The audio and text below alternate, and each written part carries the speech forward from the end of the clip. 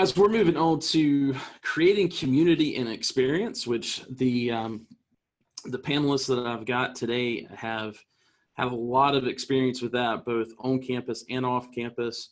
And this year it's going to be a little bit different, as we can all imagine, with the pandemic causing a lot of obstacles in order for us to be able to create and develop the experiences that we want our residents and students to have. So I wanted to talk with some folks that I feel like have really got their hands around the issue and have been thinking about it, for weeks on end as they're thinking about welcoming the students back to not only their home away from home, but someplace that will always be in the back of their mind. I can't think any of us that have been to that have had the college experience, that we don't always, even multiple college experiences, that don't hold those experiences and that community that was created, that we don't hold those in a special place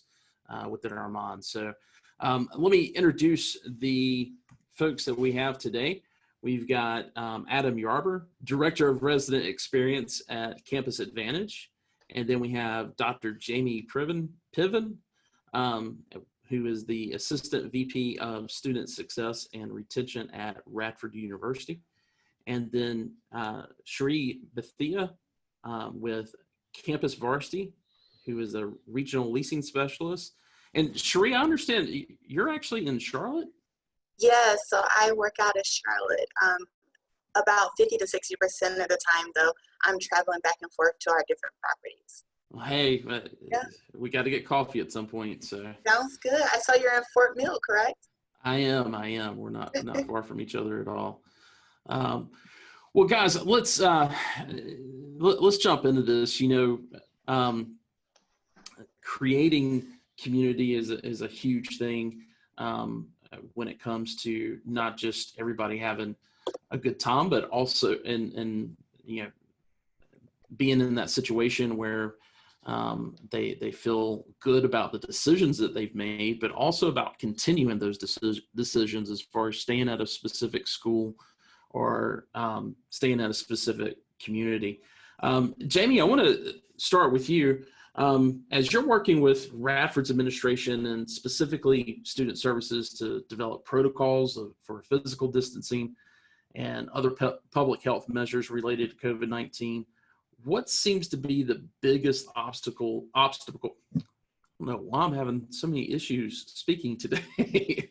What seems to be the biggest obstacle that will impact Res Life programming, as well as the many other events that the university is planning on doing or was planning to do? How are those changes impacting? Sure. Well, Wes, thanks for letting me join in the conversation today. Something in your question that I want to point out that you said that I love is using physical distancing versus social distancing, because we think so much of what a student's experience at the university is, and social is a big part of that. Students learn socially in and out of the classroom, and so I think shifting some of that language to physical distancing, I can't claim ownership. That actually, I'm out of a senior leader at Miami University talked about their intentional use of that phrase. Yeah, so important. Yeah, so at Radford, we're operating within our state guidelines. We're going to be opening early, like we discussed earlier. A number of schools are, and at that stage, I think we're looking at tops of 50 in a gathering at one time. If you think about move-in itself is a social experience, lots of people around. Welcome events, so that welcome week of those programming activities. Convocation, we do a large event where we fill up a quad, residence quad, that is called, it's Club Fair, and it's all the student organizations and way for you to connect. We are actively having conversations about how do we modify these large scale events to make them smaller. And so, in trying to think about, as far as whether you're physical distancing, as far as you're still having the larger event, but you're spreading it out, for me, one thing that we've got to be thinking about is how do we go smaller and build community? Um, Not to get too academic, but Peter Block wrote a book called Community, the Structure of Belonging. And he says that the small group is the unit of transformation. And so if we think about maybe, so in residence halls or residential properties, if you are trying to connect people in smaller groups in meaningful ways, that actually, that sort of becomes their nexus. And then you still have the opportunity for some of these larger events that are still safe in light of COVID, but you haven't compromised a student's sense of belonging. And so I would be encouraging folks to be thinking about how do you go smaller with more consistency on that. And so certainly at Radford, I mean, we're looking at how do we do things on a smaller scale as far as meaningful interaction. And then the fact is we're not going to be able to do what we did in the past. We're going to have to change those large type of activities. So our move-in is going to be over, I think it's a 10-day process. I mean, students will go into the occupancy management system, sign up for a date, but it's going to be spread out over multiple days. It's not going to be that big fanfare. So we've got to think about how do we still make those moments special for students, because you only get, if you think about a new student, you only get to move into your campus for the first time once.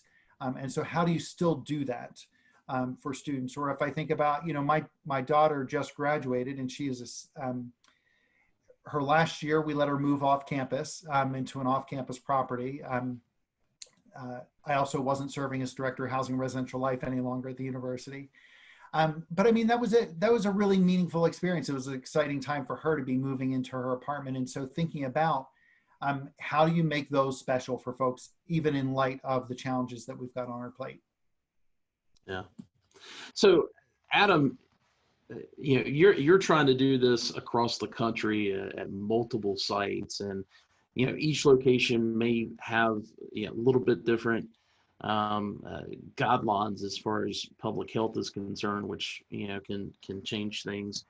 As you're looking at that and advising your GMs, and I'm sorry, I'm not sure if you call them GMs or property managers or community managers, but when you're looking at that and thinking about that, are you kind of just looking at maybe the strictest case, maybe something in California or New York, and saying, okay, we're just going to go by this across the entire portfolio, or are you giving a little bit more flexibility?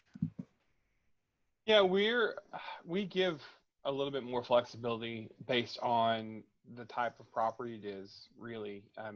With some of our garden style properties, it's a little bit easier than it would be with a mid or high rise because of the enclosed spaces. A lot of our amenities are still unopened in terms of gatherings for right now. We just recently opened up our gyms, and then our pool areas opened up, I believe, this week.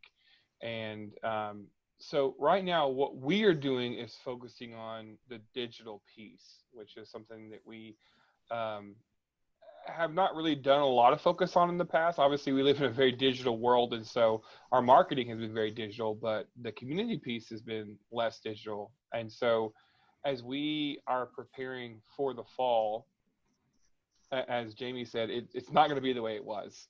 And things are going to be very different. And so we are relying on our teams to connect with their residents in a different way. And I think, one of the things that we are pushing now more than ever is continuing to be a piece of information that echoes the message of the university in which they serve, and what's going on campus, because that's so important and critical to be a part of that. One of the things that we do take from the on-campus world, because I think everyone in my position at Campus Advantage started on campus, and so we have all come up through that vein of residence halls and working on campus in that world, is breaking up our staff, our community assistants, our live-on staff, which are the equivalent to resident assistants on campus, into specific zones that are responsible for certain parts of the community, just like an RA would be for their floor. And their job is to build community with those folks. And so we have small scale experiences that are geared towards that group of individuals. So that community assistant will plan those events. They'll reach out to their residents and do that. And then there are large scale experiences that encompasses the rest of the community in that way. So we are, focusing again on the more digital aspect. Obviously, Zoom is huge now. Kahoot is something that we've seen a lot of success with, of playing games on Kahoot and having folks join. I actually joined a webinar yesterday from the on-campus world on building community with students digitally in Jackbox. I'm not sure if anyone's familiar with that, but the games, you can play them and share them on a Zoom call, and up to, I think, 2,000 folks can join. And I know none of us are having 2,000 individuals join our events, but there's so many things. I mean, one of the things we did as soon as COVID hit was pull together some of our team and put together a massive resource page internally for digital events. So how do you take your grocery bingo digital? How do you, still have, academic related events digitally? There are concerts that were digital. There's ways to watch Netflix with your friends digitally and things like that. So that's a big piece that we're really focusing on. But again, the main goal with our teams is continuing to focus and spread the message of what's going on campus, and getting that out there and pointing and those resources back for our students as much as possible, and then continue to build that smaller community. Instead of having 900 folks, our staff are able to focus on about 100, or something smaller like that to intermingle with. The thing that you bring up there that I'm glad you did, because I think we've all tried it at some point, and a lot of companies say that they do it, but they're not doing it. When it comes to assigning a zone to a community assistant, and a lot of times that happens in order to check a box, and maybe they're doing night checks at the lights and that kind of thing. But a lot of times I've just seen it where they don't know their resident names, they don't know their hometowns, and that's a good point. I think that's something that is going to be vitally important this year, in order to not just be successful in creating community, but honestly to be able to not just get the resources to those students that may need it, as far as mental health and those type of things, but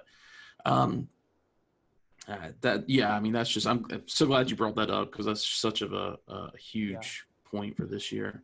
Well, the resources piece is so critical right now, with students not being on campus a lot for summer classes.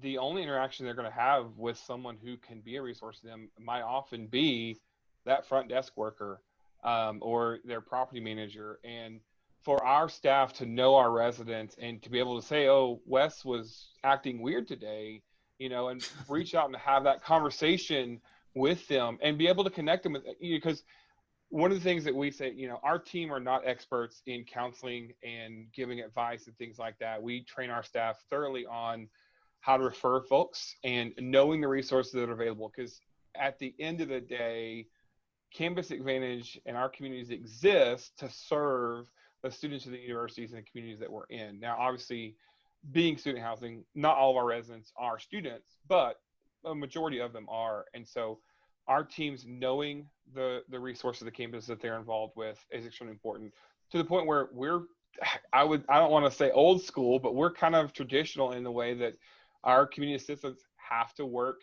have to live on site, and they are required to be a full-time student at the university, because that connection is so important. I remember taking over a property a couple of years ago, and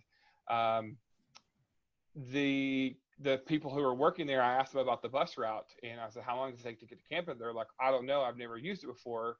I was like, how do you get to campus? They're like, well, I don't live here.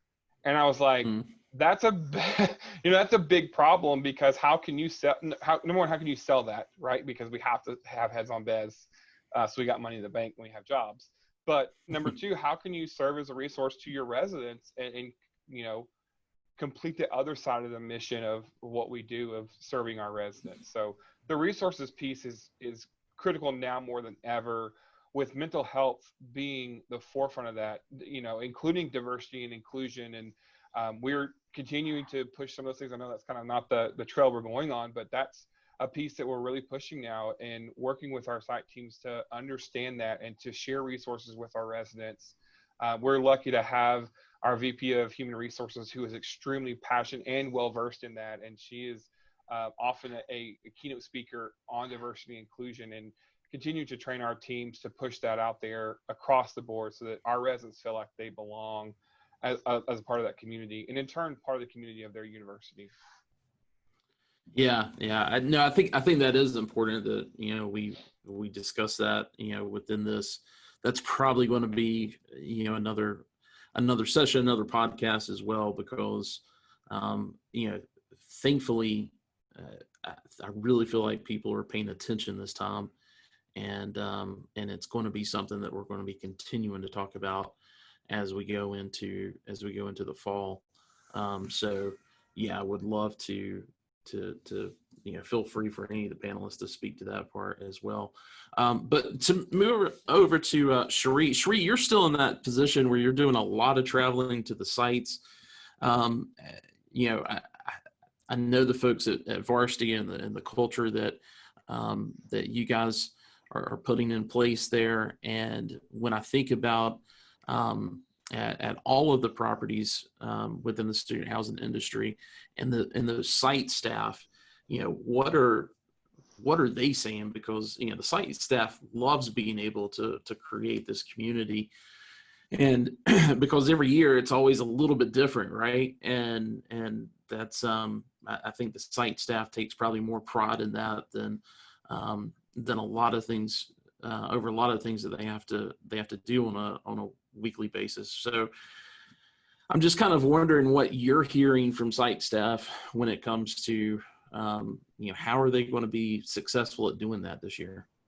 Yeah, over the last few months, of course, when this started, of course, the site staff was really disappointed that we did have to go ahead and cancel a lot of the events, because of course, a lot of those events are your traditional events, whether it is the big parties that you're having, pizza parties, where you're having wings, there's no social distancing. Matter of fact, we're encouraging you to be closer together because we're also trying to push those renewals. So it really was, I would say, a hit to us, and they still have some opportunities, but at Varsity Campus, we really have been reaching out to our site teams, and in these last few months, really trying to come up with very innovative ways. This has been a great opportunity for us to figure out different ways that we can really interact with the residents, the current residents that we have, as well as figure out ways that we're going to be interacting and building that community with our future residents. Something that James mentioned was having those very targeted events, smaller events that really can that may not interest everyone, but would interest a portion of our property. I think a lot of communities, not just ours, are just used to having those one-size-fit-all type of events, where every year we know we're having a Valentine's Day event, we know we're having a Super Bowl party. It's saying, hey, this is the event that we're throwing. We now have the opportunity, since we do want to physically distance ourselves, to really have those targeted type of events that are going to fit different niches within our community. And it's also going to help them not only come together and interact with us, but bring them together with other residents that are kind of in the niches that they like, that are similar to them. So I think that's one of the things that we're trying to push them really to be very innovative when thinking about interacting with them. Also, while we're doing some of these maybe larger events, what are some ways that we can change? They can still be similar, but change them up.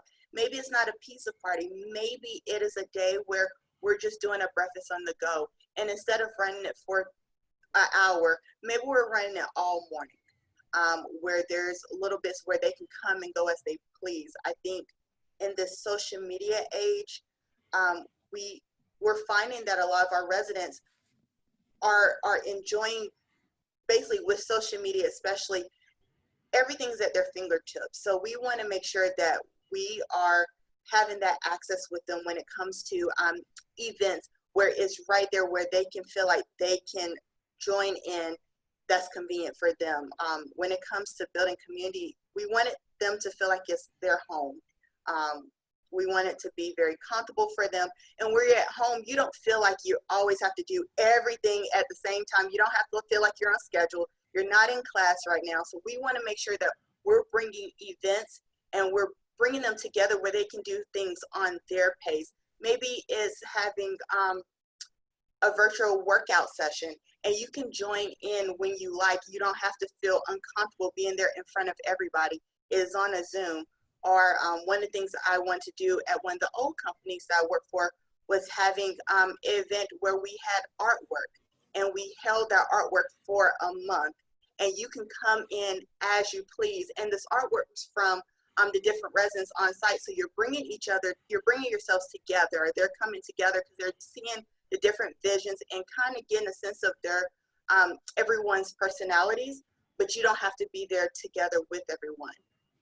So I think it's really about really just thinking outside of the box and really making sure that we're on their level, because we're dealing with residents that are between 18 and 23 most of the time, and their attention spans are short as it is.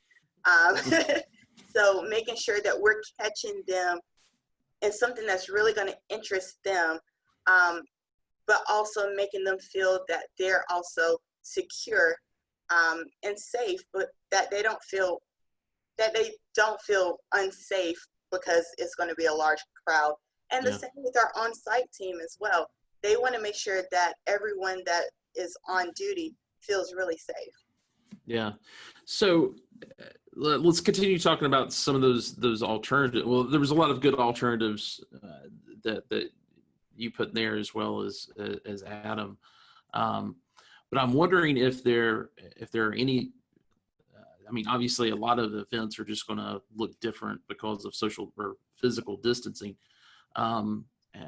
So let's talk a little bit about the things that you guys have decided as a company, as a university, that just have to be canceled. Jamie, what's been the discussion at Radford on things that are just you've got to cancel, either because of the state's requirements, or because you guys just don't feel like it's going to be safe? Right. Well, it was only last week, I believe, that we, announced as far as our starting plan. So for instance, we have a convocation. We've done this outdoors. There is some space on camp. There's not been a definitive answer as far as will we continue with convocation, or are we going to cancel it? The thing is, we're working with living human beings who don't always do what they're asked to do. And so even though we might have the space to accommodate convocation outside, are students going to maintain physical distance? Or is there, because you have 1,700 students together for the first time, can they control that? So, I mean, that's certainly an area that we've got to look at as far as convocation. We are, but honestly, what we're trying to do is just modify a lot of those welcome activities that we've done. And so it's still anticipating doing certain events, but we're just going to have to change them. We'll certainly take our nod from the NCAA on whether or not we have a basketball season, and we're bringing folks together for sporting events. I made some notes here, and a lot of the things we're just looking at modifying or doing differently, spreading them out, even academically. So we won't, unless a class has to be taught in person and it's 50 people or more, it's going online, where classes that are 50 and under will still be taught in person. We've not done a definitive set as far as this will not happen. But I think it comes from a place of, is there a way to make this happen versus just saying, no, there's no way. There may be some events we just have to say no way to, but right now we're more in the, let's evaluate everything and see, because up most, we want our students to be saved. Yeah. We want them to be safe while they're there with us. I think that's the same for us as well. We're really trying to figure out how can we modify a lot of those events to fit this space that we're in currently. Of course, yes, a block party is going to be canceled right now. And maybe even that big pizza party, but maybe for Super Bowl, we can have that video going and you can be in the comfort of your room and watch that with us. Or instead of having those in-person fitness nights or game nights, we can do Hootsuite, or we can do Twitch, and having them play and watch each other together. So it's really about modifying a lot of those, but again, you know, also figuring out what are everyone's niches. Yeah, and for us, it's, you know, we haven't definitively said we're going to cancel anything for the fall. Currently, we've canceled all in-person events for right now to continue to help do our part in physical distancing and just kind of keeping people apart physically. So we've, like I said, we focused on the digital piece, but for the fall, we aren't limiting anything in terms of not saying we're not going to do it. One of the things we are going to be requiring is that we are asking our residents to RSVP to our events. So with our resident portal, we use a couple different methods. We are, you may be familiar with community awards through Modern Message. That's one platform that we use that we're able to require some kind of RSVP. But we're also using Active Building, which is our resident portal, to host those events as well. And so having a number of those events so that, you know, when we do have those, you know, large things, we know how many folks are coming. And for things like the pool party or things that might be larger, we are doing as most public spaces are doing and moving the furniture apart and making sure we're blocking off areas that doesn't allow you to maintain 6 feet of physical distance and things like that. So again, for us, the importance is going to be those personal relationships, knowing people, knowing our residents, continuing to echo what's going on campus so that there's something to be involved in and that there's building that community. We want our residents to be connected with their community where they currently live, with their university, and with the community as a whole at large in the city that they're in. So yeah, we haven't definitively said, no, you cannot do this. One of the things we're actually have just created a policy and considering and testing out are events that are alcohol related, such as, you know, a wine and paint night or a cheese tasting party or, you know, things like that that are 21 and up. That's something we've never done before. And so we are, you know, as we look into the future, even past, you know, this year and next year, as we continue to develop as a company, we have to acknowledge the fact that less and less Gen Zers are going to be going the traditional route of a 4-year university. Cover your ears, Jamie. We don't want enrollment numbers to drop, but it's a very real thing that we're seeing, and I think COVID is not going to help that, especially. And I'm not sure what your enrollment numbers look like for the fall, but we're, you know, following that trend, and as I'm doing research on Gen Z, so, you know, making our offerings that are attractive to that group of folks who may not be, you know, pursuing the traditional college route, but maybe in that area because their friends are, because they found a job. You know, I'm looking at, you know, where I'm in Austin, you know, it's a large tech area. So a lot of folks move in for tech related jobs. Some of them are self-taught or went to maybe a coding boot camp or something like that. And we still want to, you know, attract those individuals as well. So thinking outside of the box as it relates to the traditional events, but also continue to have those. So that what you mentioned there kind of, you know, gives the natural segue into what I wanted to talk about last, which is kind of the long-term impact, because all of us are going to, you know, do everything that we can to provide as close to a normal experience as possible for our residents and students. But the fact remains, it's going to be different, and certainly with, you know, when you start thinking about juniors and seniors, it's going to provide a lot of frustration. and I think, when you start looking at kind of the long-term impact of that, and what you kind of see, and by long-term, I mean 2 to 4 years. How do you see these changes impacting student retention and resident retention? Coming from the university perspective, we know that students, the reason they persist at the university or that they return, it's about the level they were connected socially or integrated socially, and the way in which they were academically engaged. And so it's those two things. Those are what make it successful. And so clearly, when we think about our students who experienced this year, both of those were compromised to some degree, meaning that their level of their intellectual and their academic experience was different, and their social experience was very different. And so I do think that it's going to have impact across the country. Thankfully, we're actually trending, our re-enrollment numbers are either at or equal to previous years within the last couple of years. So that's been encouraging for us. But if anything, I was always hearing this narrative of, brick and mortar are short-lived, and it's all going to be online, and that's where students are going to want to go. I have 2 college-age students, my kids. They hated it.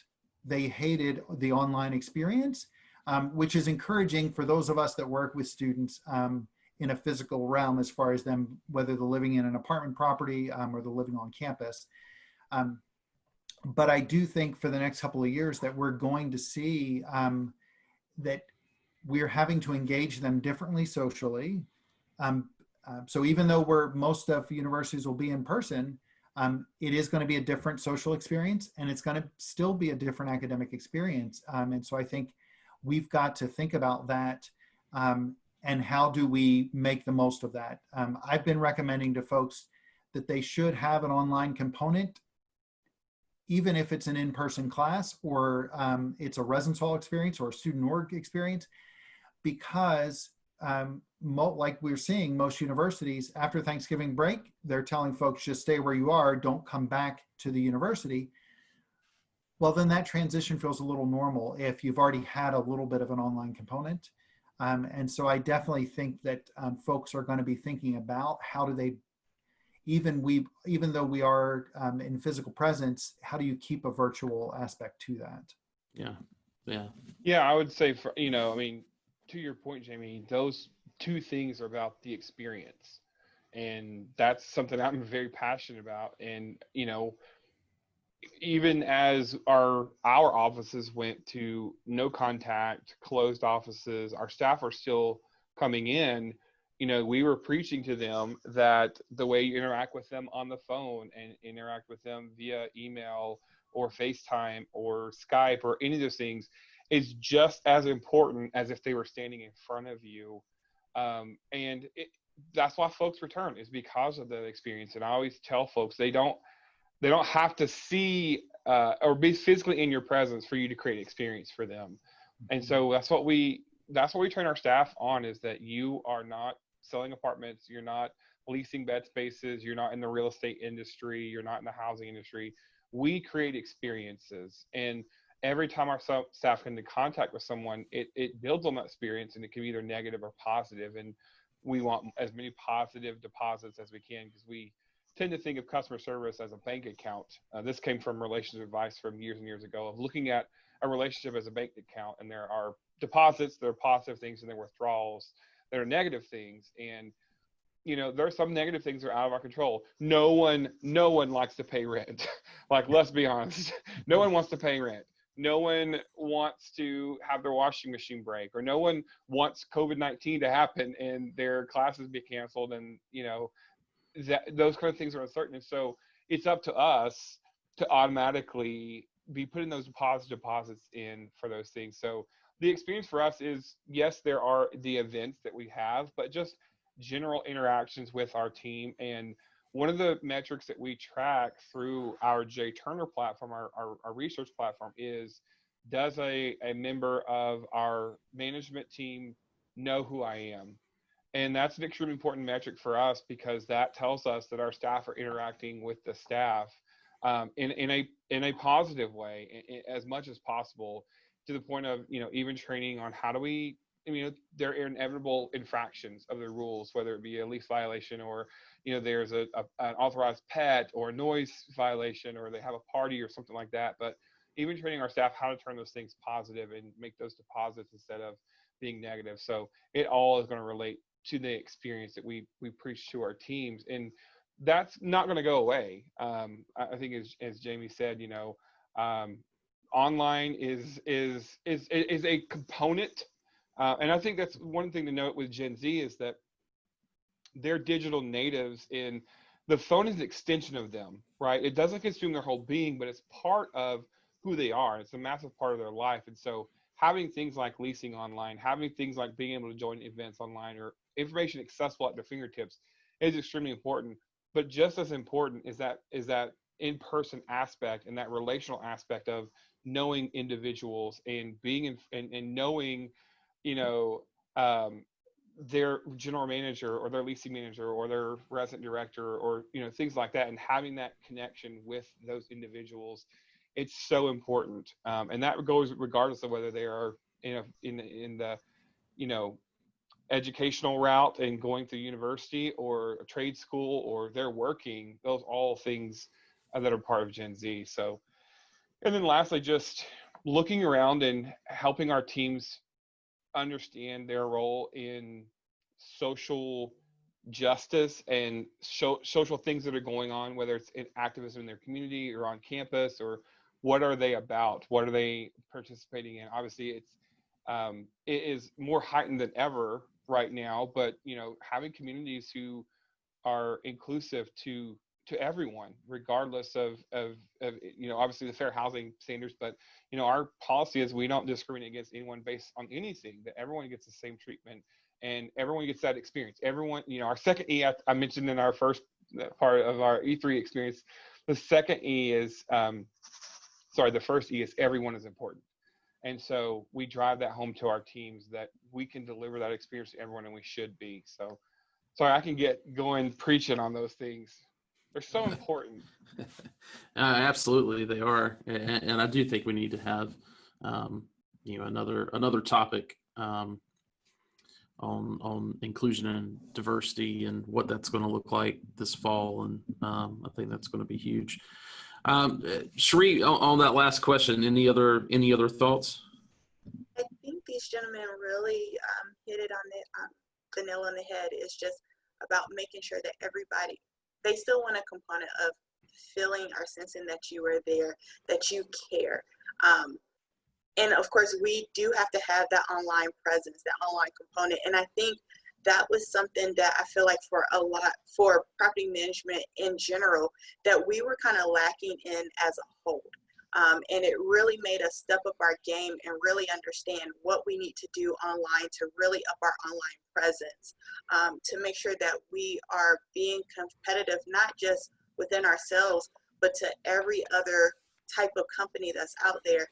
So we still have to have that online component, but we also still are going to have to figure out ways to make sure that we're come together. And I like the idea of the small groups and having different things. Like, I think Adam said something that I thought was key that I was like, I'm going to take back, about having different events, but maybe putting it out there. It's like, okay, only 30 people can sign up for this event this particular time. If it goes over well, we're going to do it again, or have that same event, but having them at different times throughout that week, so that you can minimize the amount of people that are in those events, but still being able to cater to their needs, because everyone, we're humans and we want to be around each other. I don't know about you guys, but currently me and my husband are building our dream home, but we're in a pretty small two-bedroom apartment, and we feel like we're going stir crazy just being us here.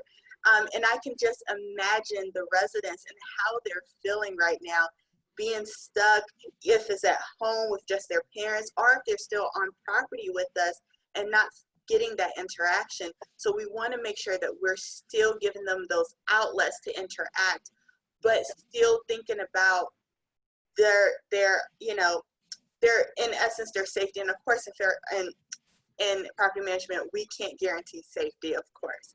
But thinking about how we're going to social distance and still bring them together.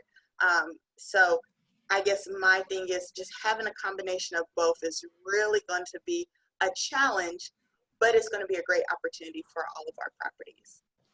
Yeah, one thing that sparked to just, I just thinking about is the importance of the perceptive value in which we're providing. I think we all, in light of COVID-19, have seen the news headlines. We've seen folks who are boycotting rent, and I know I filled in my fair share of calls, of customer service calls, of folks who are upset because they're paying for the amenities and they're closed, or they're paying for the events. And so just continue to go above and beyond and educating our residents on the value of the team members that are there and our teams delivering that experience is so critical right now, because I mean, obviously the amenities are they're an amenity. They're an added feature to what they're paying for in their lease contract. But a lot of people don't see it that way. And so that's one of the things that we communicate is that those events, that experience is a value add. It doesn't cost us a lot of money or anything really to be nice, to be kind to people, to ask them how their day is going, to to take that package to their doorstep if it's heavy, or help carrying it, or getting to know someone's name. Those are all things that add massive value that cost us absolutely $0. Yeah, And absolutely. it's all about having that conversation with our teams and finding the right people who are passionate about what you're doing and view their job as more than just, as a CA, more than just somebody there to collect a paycheck or to give tours, but as as an important member of that community. And we train all our CAs that you are part of the management team at your community. You're not just a front desk worker. You're not just a grunt worker. You are the most important person. That role is the most important role at our company because you are the front line. You are the face of Campus Advantage. You're the face of your community, and delivering that experience starts with you. So, sorry, again, another soapbox. You're fine. I think that is what you're saying is so key. And, we focus in on our residents, but I think it's great to also have an opportunity to bring in those residents and see really what we do on the back end and really see how we're dealing with this as well. Like, I mean, the fact that we're on here on a podcast, I think that's a great idea that a lot of communities should start doing, or even like, I don't know if you guys remember back in the day, the Real World, and really being able to bring in those people. I don't know if, I think Wes's battery may have died too. but just bring it in and letting them really see behind the scenes what we're dealing with. It really brings that human factor with not really having to have that, to really be physically there where they can sit back and watch us. One of the things we talked about was having like funny, weird videos to post on social media and really utilizing TikTok right now. And that really gives them a sense of who we are. And it really brings them like, oh, we're building the community. This is a fun community because we're a part of it. But I think those are all key pieces. I think one of the things too, and I'm trying to think from the perspective of an operator who's on this call. I would say a lot of folks, and pop in the chat. Let us know. Are you a general manager? Are you a leasing manager? What is your role at your community? But one of the things too to keep in mind is our staffing for the fall and looking for those folks. I know that a lot of us went on hiring freezes during COVID-19 to reduce the contact, and so now it's time to ramp back up. And that's a perfect time to really engage with those prospects of who might be coming to work in your community and see, are they the right fit? Gary Vaynerchuk in his book it wasn't Gary Vaynerchuk. It was Good to Great by Jim Collins, and talks about having the right people on the bus. and what is your bus? Where's your bus going? You know, and I think that goes across the board, whether you're on campus or as an off-campus operator doing those things. So, yeah. There's Wes. There's Wes. He popped back in. So sorry about that. I'm not sure what happened.